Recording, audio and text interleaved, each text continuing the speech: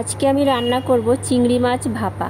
তো এখানে আমি 200 গ্রাম মতো চিংড়ি মাছ পরিষ্কার করে নিয়েছি, আর তার মধ্যে আমি লবণ হলুদ দিয়ে ভালো করে মেখে নিচ্ছি।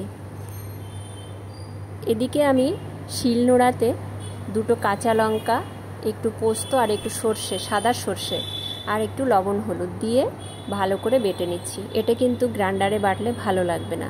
আর এখানে আমি 3 চামচ মতো দই আমি ফেটিয়ে রেখেছি, তার মধ্যে মশলাটা দিয়ে লবণ হলুদ আর আমি যে ঘরে মশলাটা তৈরি করি হাফ চামচ ওই মশলাটা আমি এর মধ্যে দিয়ে দিলাম, দিয়ে ভালো করে ফেটিয়ে নিচ্ছি। এবার এর মধ্যে আমি একটু সর্ষের তেল দেব। সর্ষের তেলটা কিন্তু একটু পরিমাণে বেশিই দিতে হবে, কারণ ভাপা তো, ভাপাতে একটু তেল বেশি না দিলে ভালো লাগবে না। এবার চিংড়ি মাছ মাখিয়ে রেখেছিলাম লবণ হলুদ, চিংড়ি মাছটাও এর মধ্যে দিয়ে দিলাম, দিয়ে সুন্দর করে মেখে আমি 10 মিনিটের জন্যে ঢেকে রাখবো।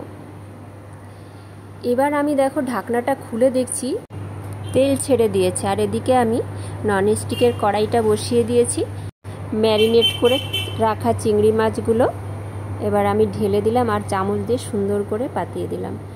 আর এবার যে আমার বাটিতে গ্রেভিটা রয়েছে, গ্রেভিটা আমি একটুখানি জল দিয়ে ধুয়ে ওর মধ্যে দিয়ে দিলাম, দিয়ে সুন্দর করে কটা কাঁচা চেরা লঙ্কা দিয়ে দিলাম, দিয়ে ঢেকে দিলাম।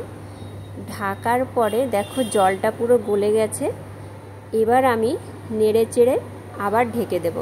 একটুখানি সময় লাগবে জলটাকে টানতে, তো ধীরে ধীরে টেনে যাবে।